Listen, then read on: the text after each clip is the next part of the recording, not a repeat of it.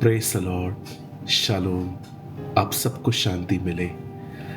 मैं एक बार फिर से आप में से हर एक का जो इस क्वेश्चन आंसर के वीडियो को देख रहे हैं, आप सबका स्वागत। I welcome all of you in Jesus name. मेरे भाइयों, मेरी बहनों, सवाल निकलना एक सिंसियर स्टडी की निशानी है। अगर आप बाइबल पढ़ रहे हैं तो बाइबल में खुद परमेश्वर ने सवाल पूछे हैं। आप क्वेश्चन मार्क्स देख सकते हैं।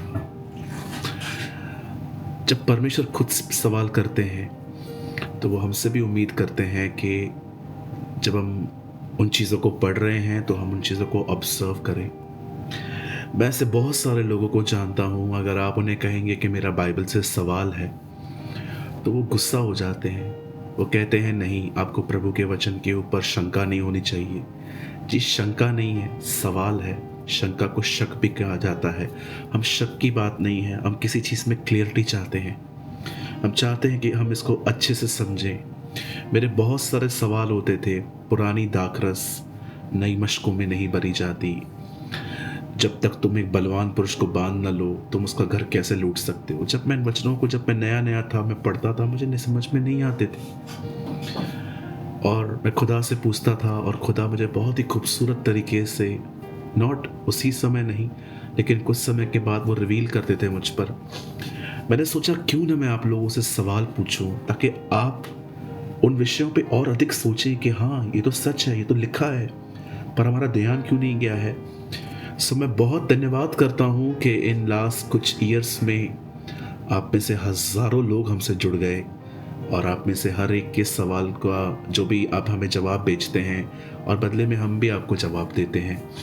ये इसलिए नहीं है कि हम कुछ हार और जीत के लिए कर रहे हैं, हम संगति कर रहे हैं, हम और बढ़ रहे हैं, हम खुदा के कलाम को और समझ रहे हैं, हम एजुकेटेड हो रहे हैं खुदा के प्रभु के वचन में।